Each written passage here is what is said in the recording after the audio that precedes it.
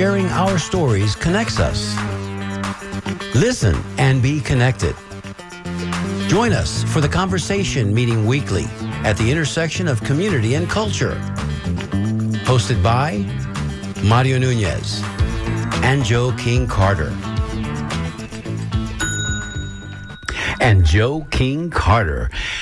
Hi, everybody. Good afternoon. It's Wednesday, hump day, middle of the week. It's the hump hour of the humpiest hump day that there is in the week, which is Wednesday. Is that right, Joe? That's correct. Wednesday, you're listening to WMNF 88.5 FM. And if you're listening from anywhere in the world, any time zone, it's WMNF.org.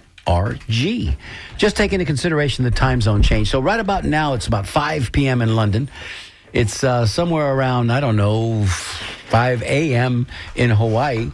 So that's about 12 time zones, Joey. We're covering a lot of different places. And of course, let me just say for the record, I'm your host, one of your two hosts, Mario Nunez. And as always, I'm seated alongside my broadcast partner, Joe King Carter. Yes, sir. Good afternoon. Wow. That was a lot, right? That was a big mouthful. Yeah. There's, we're being listened to around the world.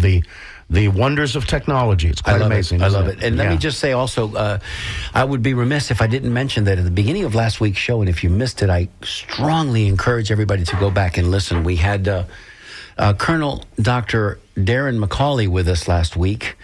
We delved deeply into his personal narrative, and I tell you what, he's a fascinating individual. And we were so grateful to have him on the show. We did start the show with some technical snafu difficulties. Joey, do you remember what happened? Can you recall what happened? If not, I'll recall you. Recall it for me. Well, you can hear it right in the archives. If you go to the show, the first thing out of my mouth was, "Are we on? Are we on?" Yeah. Because here's what happened. See, we broadcast these shows. We simulcast these shows from our Facebook page, which is The Conversation WMNF. So if you'd like to watch the behind-the-scenes goings-on, you can certainly listen to the radio. But if you'd like to watch it and hear it in real time, we do that. Technology is our friend, Joey. Correct. So last week when I plugged everything in and got it all ready, and we're shooting it through the iPhone, and we're bowling for score, as they say, all of a sudden I was dead in the water. I couldn't hear myself in the headphones. And I'm thinking, oh no, what is happening? I thought it might have been the headphone jack. And Joey, as it turns out, I finally, because the little battery pack needs to be recharged every once in a while. Come on, Mario. Yes. Recharge that battery, son. Well, I didn't have my battery pack charged, so we weren't able to simulcast last week. We did do Facebook Live, but the problem is we weren't coming through the board. So the callers that called in, you couldn't hear those comments. But now we've got it all corrected. I'm charged up, powered up, loaded for bear, and brother, we are live, WMNF 88.5. This is The Conversation. And how was your week, brother? And, well, my week was excellent. Damn, Joey? It was a good week. But, there's always a party going on in my head. So... are we invited? I feel that positivism can be spread like a virus, and a good virus. Yeah, I was having a conversation with Sam before here at WMNF before our show about this, and I think that it's no longer a system of discipline on my part. It just happens accidentally. I just want to go through the world and of course we all have these problems, and we all get very down, and we let the negativity of the world wash over us, and sometimes it grabs us, and it even can hurt us physically. But, I try to be positive about life, and I think that's the fighter's way of going into the ring. I love it. Is to be fight. I love it. And the fact that you mentioned it in that regard, it reminds us that we need to lean in. Yes. As my grandmother, my abuelita, used to tell me all the time, she would say, baby, life, this ain't no dress rehearsal. This is the real thing. Yes. So I'm just saying, if you've got some things that you need to take care of, that, be positive about the outcome. The outcome will be what the outcome's going to be. And in times of trouble, that positivity might help temper some of the disappointment. So this is Wednesday, and it's the conversation with Mario and Joe. Yeah. So that's what we're going to do. That's what we're going to infuse today into the conversation. We're going to talk about some topics that are going to be hit hard. They're going to be heavy. Right. but we're always going to put a good spin on it at the end, right? Yeah, or maybe not so heavy. Who knows? Okay. All right. But, Joe. you mentioned last week's show and how it started out with a fail, and it was a little clumsy in the beginning. It was awkward. Let's just come right out and say it today. We have we're gonna just take this show wherever it goes today. I love it. I don't mind that. Yeah, and because Sometimes you've got to get into listen, sometimes you jump into the kayak, you jump into your vessel, and you get on down the river, and if you're not navigating and you don't know exactly what's around that next corner, Right. you might hit some fast water. indeed, And when you do, be ready. Yeah. Be nimble. And that's what we're going to be today. We're going to be ready. We're going to be nimble. And so therefore today, ultimately, our listeners will be our guests. We don't have a scheduled guest today, but to that point, I would like to ask this of our audience. What's that, Joe? If you each week we try to bring to you someone of interest, someone who is Culturally significant? maybe not even significant, maybe just an average guy, an average Joe. Sorry about that. Oh, no. But the thing is, we Go ahead. we try to bring a personal narrative to this show, and in doing that, what is different about our show than the other public affairs shows is that they are often issue driven, and they are excellent, and they are wonderful. And before us in the morning is Shelley and Shelley Reback. Yes. And we have just some great shows on WMNF. I'm so proud. But we do something a little different. We bring somebody in and we talk about their personal narrative, and we talk about how they feel about life and how they feel about their lives. Yes. And that is something that we do here. And therefore, you don't have to be a big shot to be on our show. You don't have to be somebody super special. You can just But be it doesn't an average hurt. guy. I'm just going to say it up No, front. it doesn't hurt. It doesn't hurt. But you could just be an average person. So here's my point. If you out there in the audience know of someone that you think might make an interesting interview, Have a great story to tell. let us know. There you go. And how would they let us know, Joey? Well, they can let us know, first of all, at dj@wmnf.org. That's right. And simply address it to the conversation. Or they can go to our Facebook page, which is The Conversation WMNF, right? The Yeah. Conversation Yeah. WMNF. And they can just send us a message there, send us some love there. I like that, Joey. Yeah. I like the fact that you were just honest enough to say, hey, we need to solicit from our listening audience to find out. Well, why not? Well, I agree. It's I agree. community radio. Jeez, Joey. And You if beat me to it again. the community needs to come on in, so let's do it. All right, kid. We're off and running. I know. Listen, we got our topics all selected. I got mine and you got yours. Yeah. I'm going to defer age before beauty. Joey, what you got? Well, on the cultural landscape, what's Yes, sir. coming up that's going to have an impact on Tampa in the very near future is Gasparilla. What does that mean?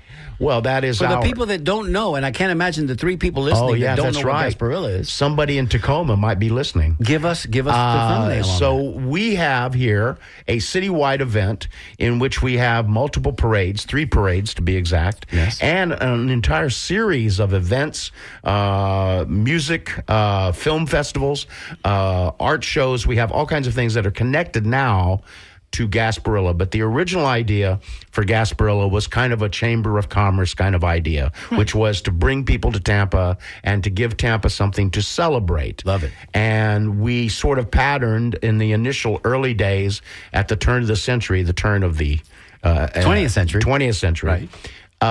Over 100 years ago now. Yeah, absolutely. We sort of patterned that, apparently, after Mardi Gras, in which we have crews, and these crews are involving themselves in engaging with the invasion of Jose Gaspar. And who was he? Jose Gaspar. Who was that guy? Well, are there, if the children are listening, please send them out of the room. Okay. Because I'm going to reveal this fact. There never was a Jose Gaspar. Oh, Joey. That was a soft bell ring. Did you hear that? Yeah. It's a very soft bell ring. He's a mythic character. I'm sorry, folks. For those of you out there who believe that he's real. Is that not. you, Santa Claus? Yeah, right.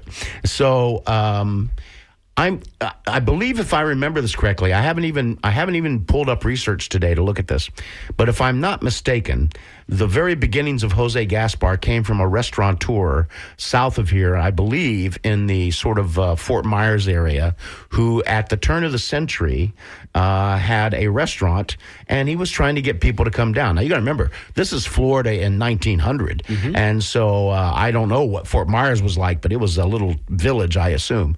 And, a little fishing village, more than likely. More or less. And so he had a restaurant there on the water, and he decided to create this character and make a big presentation, complete narrative in his restaurant, saying this was the site where Jose Gaspar landed in X period, whatever that year was, and this sort of was the seed of the infection of the myth. And, well before we had anything akin to the internet, so research wasn't necessarily readily available, and you could create your own narrative. Of course. And who would dispute it 20 years later, maybe when it's debunked? Of course. You've developed your business model. Well, mythic news, well, people talk about all this stuff about yellow journalism and fake news. That's been with us throughout time. Correct. And so it's not like there's a magical system in which all people tell the truth. So what is it about pirates in particular? Because, whether it's the pirates in Penn's pants, I don't know what that means, or, the swashbucklers of the Errol Flynn era in cinema, pirates were scoundrels. Pirates were not necessarily, speaking of Chamber of Commerce, these were not people that the Chamber of Commerce would have invited in to speak to them. No. In many ways, pirates were ne'er-do-wells. They were the ones that they were running away from persecution or from the law. And in many cases, I mean, these were not necessarily great people. Now, the captains had to be able to sail the vessel, so they were highly skilled.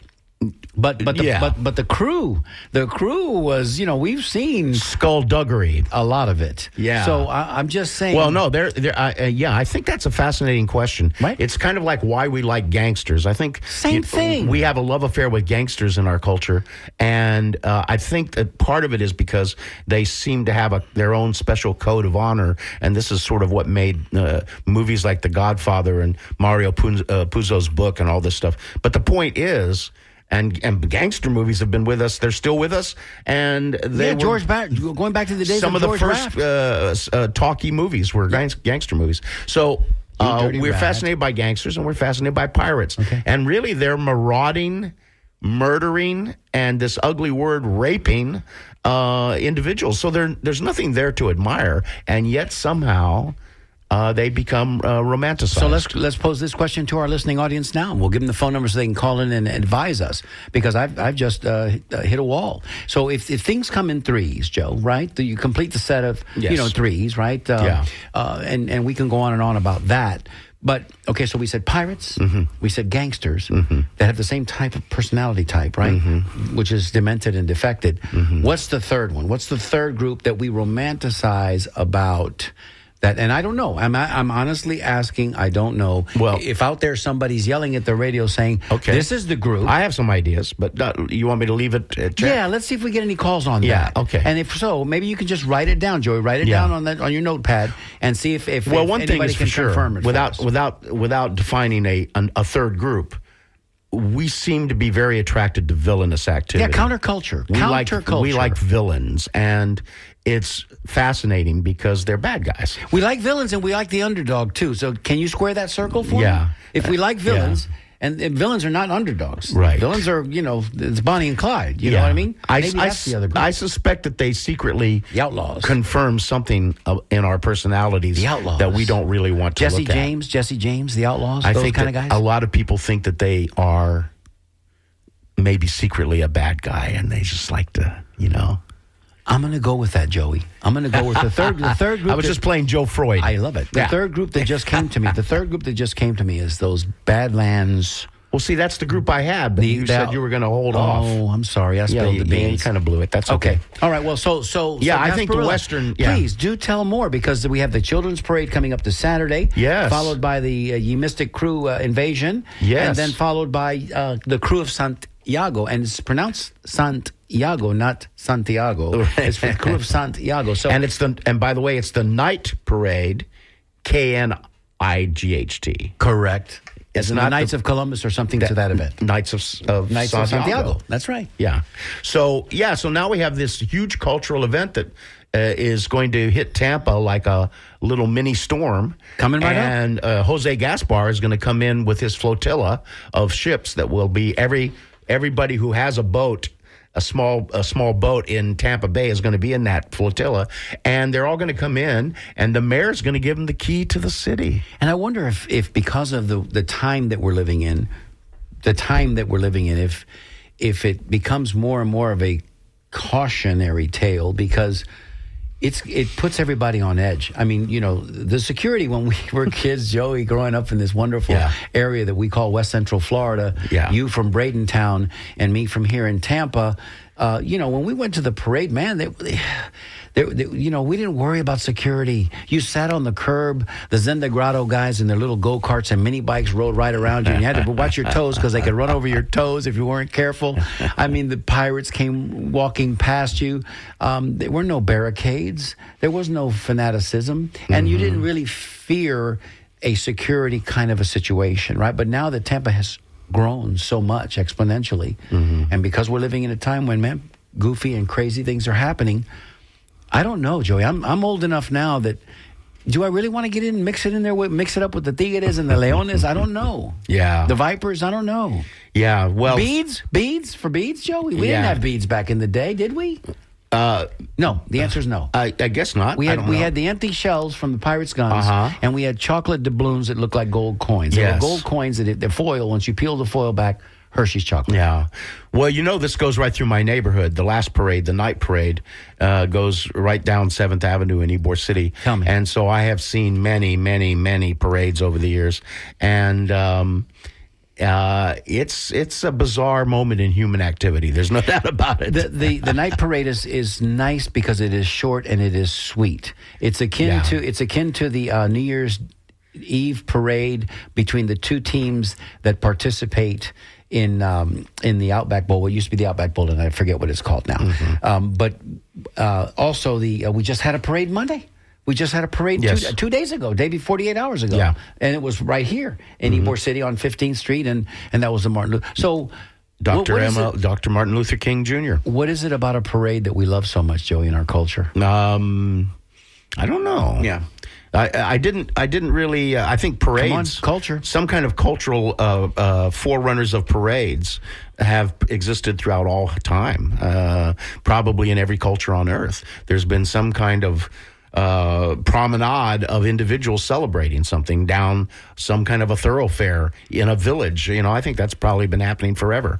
And I like the visual. I like the visual there. I can see that. Yeah. I don't know if you know this, but I grew up in Bradenton, and we had our parade. Do you know about our parade? 4th of July parade? No. What type of parade? We had our own pirate.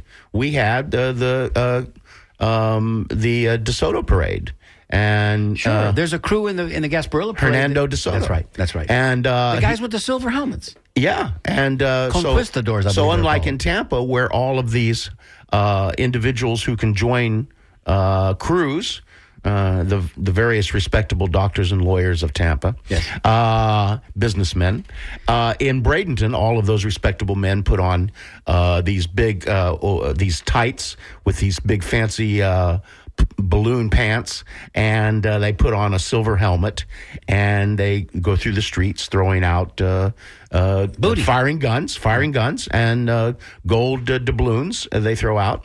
So I grew up watching that as a boy in Bradenton, and then when I was in high school, a teacher allowed us to pick an assignment in history, and I decided to pick an assignment in of doing research on Hernando DeSoto, and I found out that he was a bad guy. Man, those guys all had an agenda. Bad guy. They were here to, claim territory for the king and queen or whomever, and they weren't necessarily very nice and pretty kind. Bloodthirsty. Yeah, they weren't. Well, that's where the term comes from. And they weren't kind to the indigenous people who might have been scared out of their wits and or welcoming. Yeah. And boy, did they get it handed to them in a brief second. Listen, pirates. Yeah. Always the topic that will draw people into the conversation. The conversation, which, oh, by the way, is an excellent name for a talk show on Wednesdays. We're going to go right now to George, who's in Sarasota, right up the street from you in Bradentown, and he's going to give us some information on pirates. George, thanks for calling. What do you say? Oh, thank you for taking my call. Well, first of all, I've got to tell you, I come from a small island in the West Indies that was British till it got independent. Name that island. Name that island. George, name that island. Oh, St. Lucia. St. Lucia. We've been there. We've been there. I know St. Lucia. Go ahead. Okay, so you've probably climbed the pitons and all that stuff. Well, my layover there in St. Lucia, I was a flight attendant, George, so you know. I have landed there at the airport. I've stayed at the very nice hotel. And the next morning, I had to leave a little bit early. So I didn't get a lot of time there. But I do know St. Lucia, where it's located and so forth. Okay. Well, so I know you're talking about pirate parades and stuff, but I thought I'd give you a little bit of the history as I learned it in school. Please. About the piracy. And it was basically to counteract the Spanish that the British monarchs commissioned or gave permission to a lot of these old sea captains to go out and rob the Spanish galleons. So what happened was that the officers were all admirals and military experts, naval experts, but they needed a crew. So just like what happened over the American history, is that they went out, picked up drunks in the bars and on the waterfront, people who were going to go to prison, and commandeered them. There was a term used, and threw them onto the ship.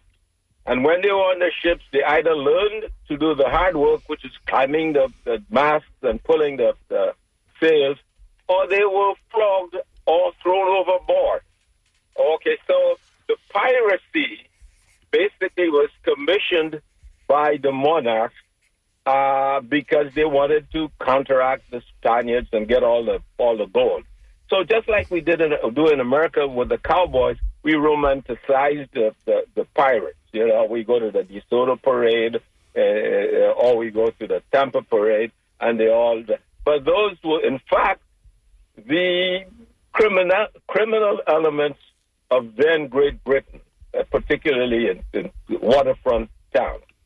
Just thought I'd throw that in. George, Yes. So when we see the depiction of that in the Pirates of the Caribbean movies, you know, of course, the famous movies with Johnny Depp, and they're going to the bar at St. Lucia or Barbados, and they're rounding up the drunks, and they're trying to form a crew. That's similar to what you're referring to, and these were the people that listen. They were down and outers, so they had no choice really. Either you're going to go to jail, or you can take your chance on this galleon, and we're going to go do some work out here. But I don't know anything about sailing. Well, you're going to learn, or you're going to become shark bait. But what are your prospects? If your prospects are go to jail, or you're going to take whatever chance you can to survive. Yeah.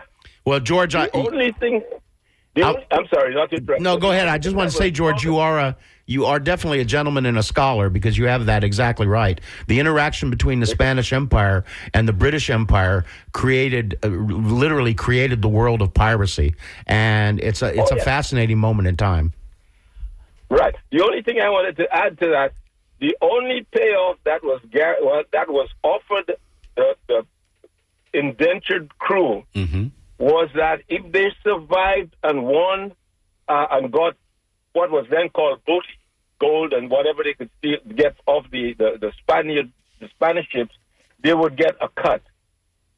So, so if you were lucky enough to survive the cannon fire and you took a Spanish galleon, you got a portion of the gold or whatever they got. Well, George, I will say this. This is a great first call for us today, because you've got us now all thinking and motivated. I will say that your accent does not hurt when you're talking to us about Pirates of the Caribbean. Your accent is spot on. And I know it's not contrived. I know it's who you are. So thank you so much. No, that's the real thing. I could have been a pirate, but I was just not that. It's a rough life. Listen, nothing to romanticize. Yeah. It's a rough life. No. Yeah. Very similar, and I know that's not the subject, and I'm not I don't mean to inject anything that's they're very similar to the Old West, if you think about it. Correct. Yes. Or even the South. Correct. Because even the South. Indentured servitude. You mentioned it earlier. Indentured servitude. Yeah. It's you had precious little choice, and if you were running from the law and you wanted to try to stay out of the long arm of the law, you might just join a wagon train and go west. Yeah, Oh absolutely. yeah, that was Yeah. that was the hope.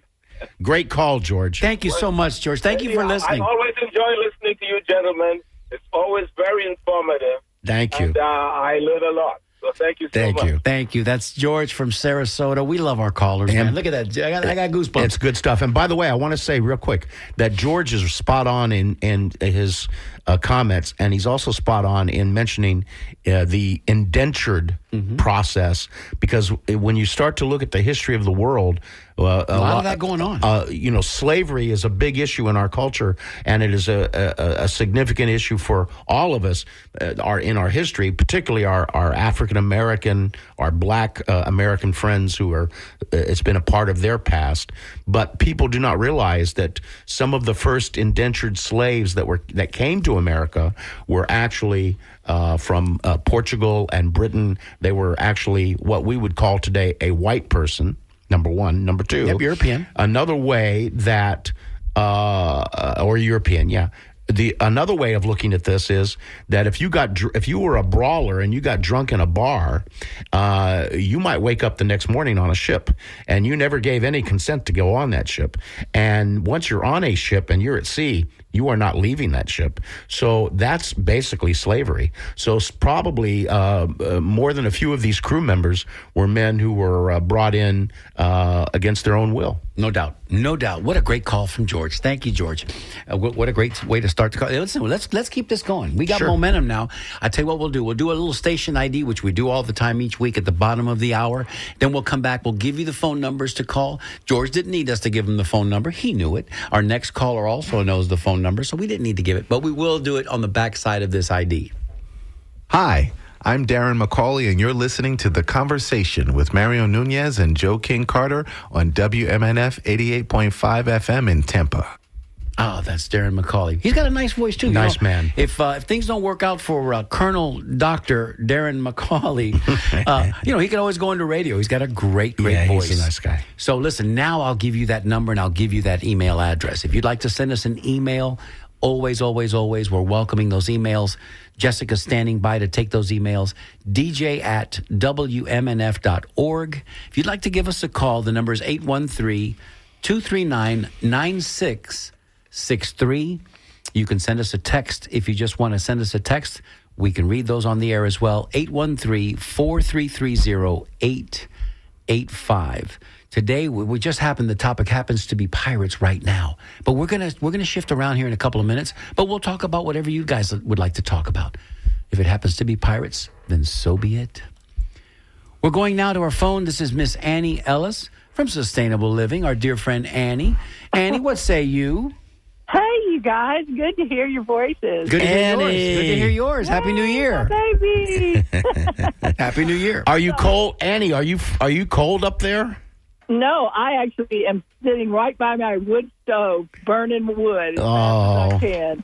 I can see it now.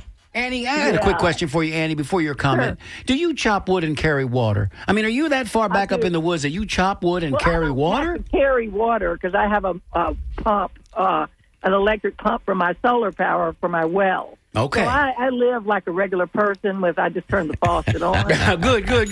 Let's ring a bell for that. Wait a minute. I've got to say something. Yeah. Annie, you have never lived like a regular person. A regular person, that was probably not the right choice. Well said, Joey. Well said. So I wanted to comment. I actually have you guys on a timer on my phone to remind me when your show's on. Oh, thank you. Which is really nice because I That's love awesome. hearing you guys. Thank you. I love y'all as people anyway, but I love your show. I really do. I think it's just turned into a wonderful thing. Thank you. So, but I missed yesterday's show, so I'll just cancel that one out. So you said. So I wanted to call because you're talking about Gasparilla. Yes. And, I'm from Mobile, Alabama, which is where Mardi Gras originated. And we started it because... Well, wait a minute. I did not know that. Don't bury the lead, Annie. Come on now. Mardi Gras originated in Mobile, Alabama. Mobile, Alabama. And migrated to Nolens from there. What happened is Mobile was a pretty hot city at the time, because it was a port city, much like New Orleans, and it was kind of more happening than New Orleans at the time. It was a long time ago, of course. Mm-hmm. And so then New Orleans liked what we were doing, and they wanted to learn it, and so we taught them, about that. Now, the woman which is way better than what Mobile does, although Mobile's is great, and, I've been involved in, my family was in what they call the secret societies, which is what you said earlier, Joe, about the gentlemen would gather together and have these groups formed, and then they would dress up in costume and do the parades. And that's what they do. And in fact, my favorite thing is to go to the float party, which is where you go to the Quonset huts, which is where they build the floats. And they do a different theme every year, so we don't see the same floats every time. We see a different theme, and they're fully decorated completely differently than they were the last year. Wow. They have different costumes that's, relevant to the themes. And the particular one my stepdad and was the MOT's Mystics of Time, and they had 3 baby dragons and a big mama dragon, and she would go straight, they would wiggle wobble down. Come on, that sounds like fun. Wow. And Mystics of Time. Smoke and fire. They still do it, actually. Annie, can we start a new radio show, and we'll call ourselves, the three of us, the Mystics of Time? And we'll just do something on that. That sounds like fun. I think that's a good idea. Doesn't that sound good, Joey? I'm on board. But what I wanted to tell you was Yes. is the reason why Gasparilla is happening is because there was, I don't know her name, I didn't take time to look it up, but there was a wealthy woman in Florida, in Tampa, that wanted to do something like this. And so she contacted New Orleans, and then they taught her, I say it a little differently, New Orleans. Mm-hmm. Anyway, so they contacted her to teach them how to do it. And now, in Tampa, maybe you don't know, but a lot of people, they have these sort of secret societies, and they have the king and the queen, and they have the court and the whole thing. Mm-hmm. And that's part of the Gasparilla, that's part of the New Orleans, that's part of the Mobile Mardi Gras. Mm-hmm. So it's more than just those 2 or 3 days parading down the deal. There's a whole lot more involved before that. So I just wanted to let you know, in case you didn't know, that it was mimicked. First off, I didn't know you didn't know that Mobile started. Then it was mimicked from New Orleans, and it was a particular wealthy woman in Tampa that started this whole thing. Interesting. Probably living in the Hyde Park area, I would assume. Interesting. At that time. Well, at probably that time. before it turned into the hippies and we fixed it all back up. Right. No. When Hyde Park was in its original iteration, Absolutely. probably when those homes were built in the early 1900s. That's right. Because 1906, I think, is the year that the first Gasparilla Parade, if I'm not mistaken, Joey, either 1904, 1906, one of those. And, the Columbia Restaurant was 1905, so they probably had a float in that very first parade. Yeah. But the point is, they were very pedestrian back in the early times, right? They were like horse-drawn carriages and carts. Well, we call that pedestrian. I mean, that would just... I don't know why you would call it that, but that's what they had. They didn't have. That's true. But they hadn't gone into the opulence or over the top. They just wanted to get something together so that the people of Tampa could rally. There's a rallying point, right? And maybe the business community was doing it to help promote business and so forth. I think the wealthy were doing it because they wanted to have their social standing upstanding. Yes, And got you. It took a lot of money for you to be able to create that. Now, and just to throw this in, one of my first memories as a child is being held up by my uncle, and I wake up and they're putting beads around my neck. It was in a night parade, and those were and maybe, I'm not sure because I haven't been there in a while, but they have been still drawing these particular floats at night with mules and donkeys and horses. And the people for lighting, they had these flame lights. It was like some type of a candle that you would light. It would spew fire, and they had it pushed behind with metal, and they would hold it up. In fact, it was always black people that had covered themselves in fabric so they could hold that and not get burned. Really? Wow. The sign, the times. Yeah. Oh, well, yeah. I will. Because I will concur with you, Annie, and support your thesis that the original, because the University of Tampa Plant Hall has a series of framed photographs up and down the hallways and of various historical moments in Tampa, and many of them, or a group of them at least, are dedicated to the history of Gasparilla and its parades. And you can see in those very, very first Gasparilla parades that it is a moneyed, fancy event, because the women are all the women on Bayshore Boulevard are dressed to the nines, and so are the men who are not in the parade, just the pedestrians who are watching the parade. So, yeah, it was definitely a moneyed event in the beginning, as it is in many ways today. It is, I'm sure, because I know in Mobile still they have the tea and the lunch for the Queen during the day at a big facility. And everybody's just, all the women are in hats, and it's a big thing. So I think that it's just not. I mean, if you've ever been to one in New Orleans or one in Mobile, you could see the difference. And it goes on for a couple of weeks. It's not just a couple of days, because each organization has their own parade night. Yes, and then they have a ball afterwards. Our parades are weeks apart as well. And who doesn't love a parade? Golly, yes. I mean, any excuse to have one, Annie. Any excuse. That was my favorite thing, and that was when they used to throw big stuff. Now they don't do it anymore because it'll hurt you. That's right. Full Cracker Jack boxes, and then they'd have full streamers, full tubes of streamers. Yes. And at the end of the Mardi Gras parade, there'd be streamer paper up to your knees.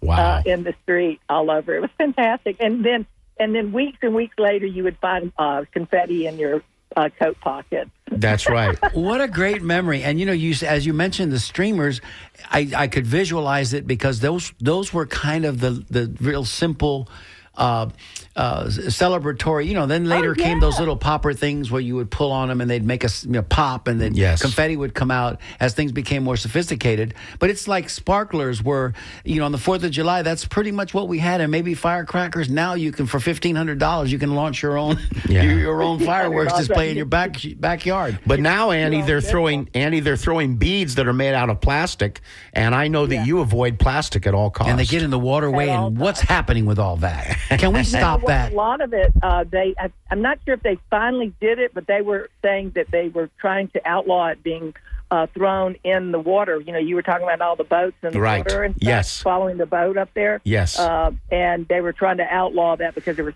so much plastic in the water, and they were cleaning it out, and it was huge pollutant. Yeah. Well, the ecological impact of Gasparilla. There's a whole topic right there. And one of these years, Joe and I are we're gonna get up early the morning after, and we're gonna go out there, and we're gonna do our community service, and we're gonna wear our the conversation T-shirts on, and we're gonna go out there, and we're gonna use those grabbers and the buckets, and we're gonna pick up all that stuff.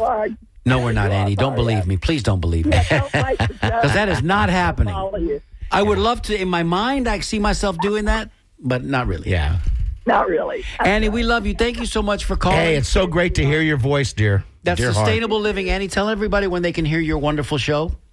On Mondays, always from 11 until noon. And this Monday, I will be hosting, and Julia Palashek will be on, and she is the environmental portion of the City of Tampa Water Association. And, awesome. And that's super important to us here in Tampa, isn't it? Sure is. Yeah. All right, y'all. Have a good day. All right. Thank you, Annie. Great call. That's the great Annie Ellis, host, one of the hosts of Sustainable Living, as she said, on Mondays at 10 o'clock. Joey. Yeah. Can we shift gears real quick with about quarter of an hour to go and almost the show rounding the corner? So if we talk about the early days of Tampa, and I guess it just evolved into the Pirates conversation about Gasparilla. Why don't we touch a little bit on cigars? I mean, I know you used to be a much bigger aficionado, and you've kind of tacked away from it. You're smoking less these days, which is probably good. No, for I'm you. not smoking less. I don't smoke at all. I know, which is probably better for your health because you did smoke a lot. No, it's definitely better for my health. In the early days. Yes. But, there are some people that associate our area right here in Tampa. Oh, certainly. With cigars in Cigar City. And it's funny because yesterday, and I don't know, because sometimes, I don't know if you feel this way too, but, if you just happen to be talking to a friend on a conversation and you have an iPhone, or you happen to be talking aloud, because it's aloud and not out loud, if you know what I'm saying to you. First time I saw that written in a page, I said, why are they aloud? You haven't mentioned cigars. Right. The next thing you know, AI is already all over this. Right. And you're going to start getting advertisements on your Facebook page for cigars. What's all that about? Right. Well, and that doesn't matter. It could be Thank you, algorithm. Yeah, it could be that. It could be ED medication. It could be whatever. You just mention, astrophysicists, and you search anything, it's going to show up in your algorithms on your social media. I saw a video yesterday on a cigar factory, and I couldn't quite figure out where it was. I assumed it was in the Dominican Republic. Mm-hmm. Modern cigar factory. Or Nicaragua or Honduras. Correct. Those are the three biggies. Modern cigar factory with the modern accoutrement, but still hand-rolled cigars, right? So it looked like if you could transport what was taking place in the late 1800s in Ybor City and move it up to today with air conditioning and modern... Right. Listen, they're still rolling by hand. They're still using the chaveta and all the presses.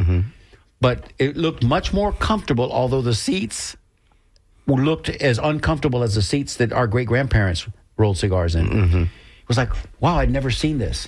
And it was row after row after row, probably hundreds of employees in this cigar factory. I was just fascinated. I said, wow, that's what it must have looked like.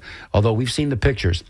Our great-grandparents sat elbow to elbow in a hot, stuffy, poorly probably ventilated cigar factory. No, it was not poor. It was very well ventilated. It had to be well ventilated, right? Because cigar factories have lots of windows, and they had to have lots for the light, right?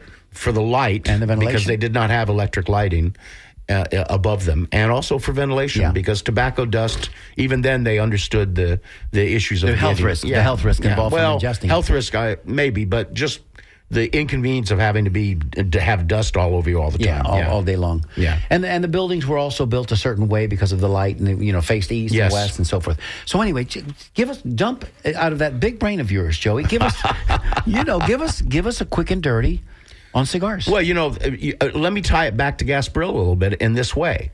What I would love to see happen in Tampa is that there be a Founders Day parade created, and the founders, to celebrate founders who are a little more noble than pirates, is that the two men who really made Tampa were Henry Plant and Vicente Martinez Ybor. Mr. Ybor, Don Vicente, came here and brought major manufacturing industry to Tampa, even though it was a handmade product. Mr. Plant brought transportation and tourism to Tampa. And those two men made early Tampa. And when you go down to Ybor City today, you have to keep in mind that all of those historic structures you see, every last one of them that was built prior to 1930 was built from the economy of cigars. It might have been a building that was built as a dry goods store or a dress shop or a restaurant, but the money that the people were spending in that facility was coming from the making of cigars. And the Cubanos who were there were the people who were generating the economy. It's that simple.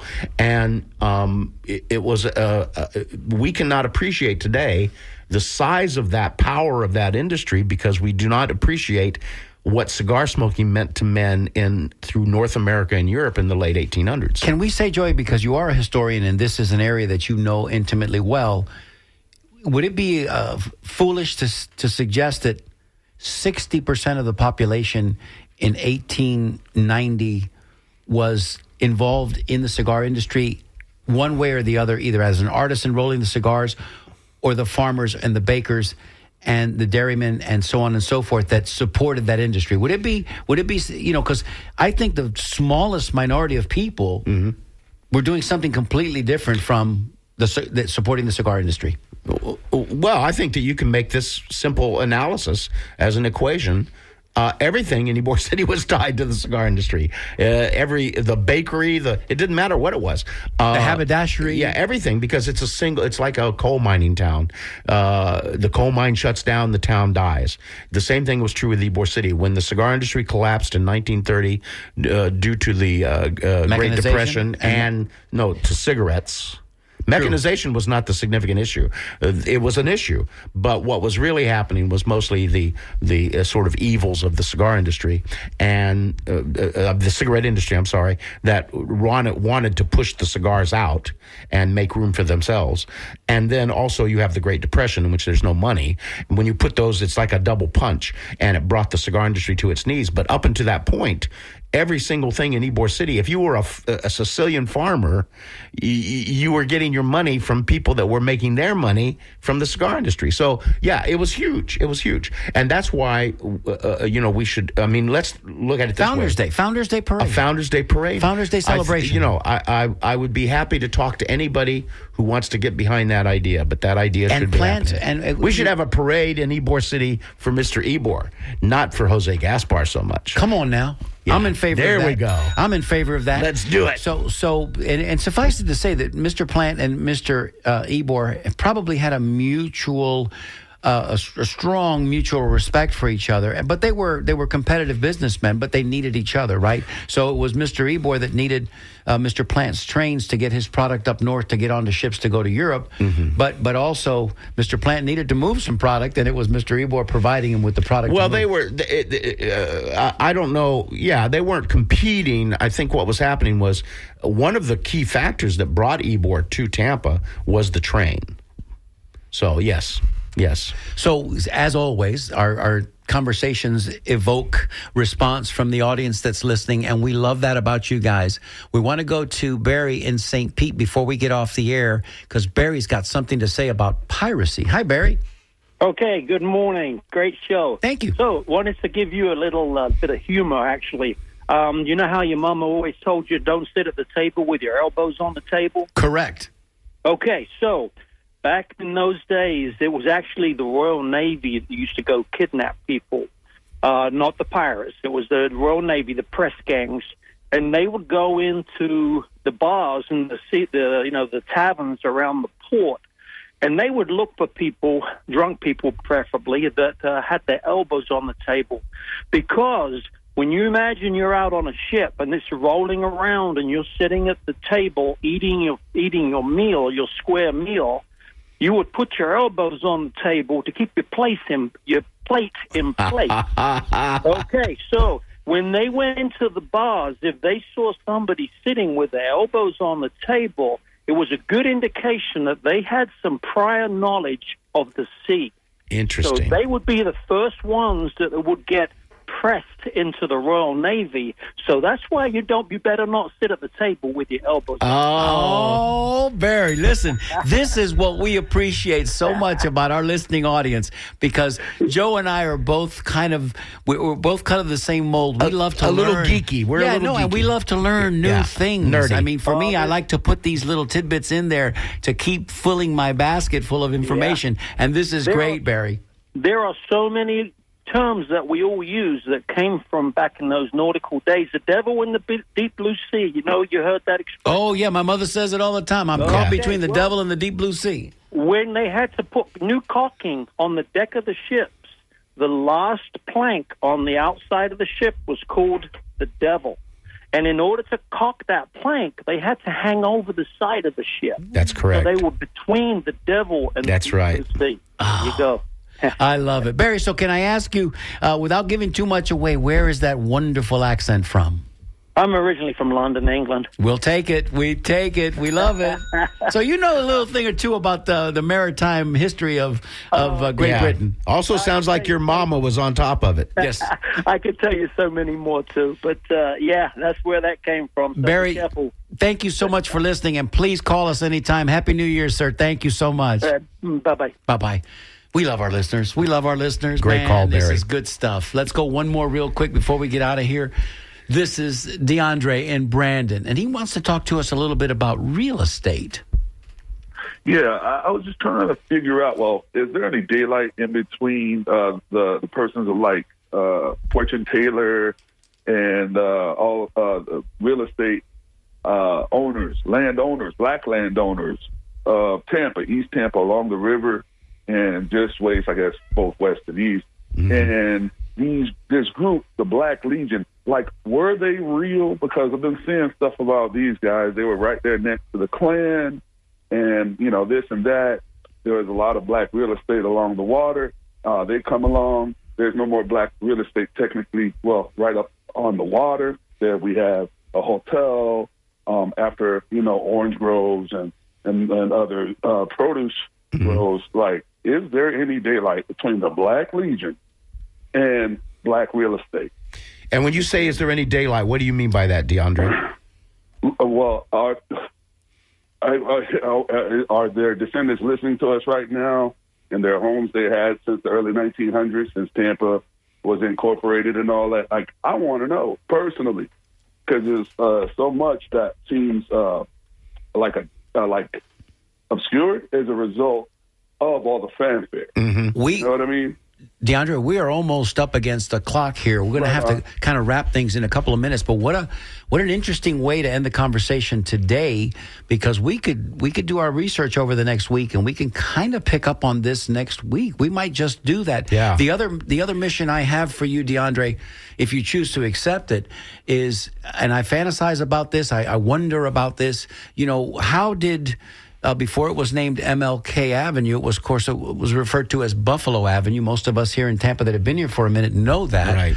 And I'm wondering how Buffalo Avenue got to be called Buffalo Avenue. Now, I've heard people tell me it was because of people that moved here from Buffalo, New York, but, and named after that group of people that transplanted themselves here. But I like to think that maybe, just maybe, because out in the 40th Street area, there was an encampment back in the late 1800s of Buffalo soldiers.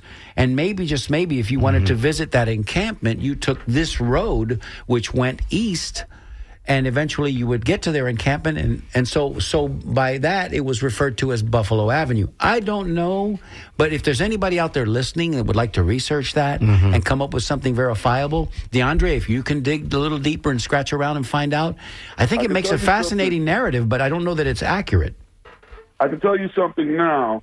These roads, they facilitated commerce. Whatever the commerce was, and whoever was common to those commerce, like cobblers, bakers, whoever, lumberjacks, whatever, it's probably going to answer some of that question, because those roads go a long way east and west. DeAndre, let me just say to you that Madam Fortune Taylor is now becoming to get some of her respect that she deserves, and finally getting her flowers. Finally, and I think that we are beginning to open up more and more information about Black history in Tampa. Mario and I have been working on the idea of bringing Fred Hearns in, who is the sort of the lead authority on this subject. Maybe we'll bring DeAndre in too. But maybe we'll just have to bring DeAndre. Founders Day sounds impressive. That's what really got me jumping. Yeah, and you're right. And I think that a Founders Day could include more than 2 or 3 founders. It could be for many people in Tampa that have contributed to the early history. That would make a great Founders Day. That's a whole big Founders tree. So I tell you what, I'm going to do some research, and DeAndre, please listen next week, and I'm going to come back with some answers for you. I appreciate it. Thank you so much. No, thank you for always being there for us, DeAndre. Thank you. Happy New Year, my brother. Happy New Year. Thank you, gentlemen. Bye-bye. Bye-bye. So, we're about to get out of here in just a couple of seconds. As you can see, Sam is cranking up the studio next door. But listen, Joey, what a fascinating, wonderful show today. Yeah. See, sometimes we don't need a guest. Sometimes we invite our listeners to call in, and they do such a great job of filling those gaps for us. I think today's show was impressive in that look at what we were able to cultivate from our listening audience. Joey, what's coming up next? Well, I just want to say thank you to Jessica, our board op. Joe Remo is... Where's Joe Remo? Joe Remo's on our phones today. Wave, Joe, wave. We can see you. But I also want to let you know that I see next door, Sam is cranking up the studio. Yeah. And she has...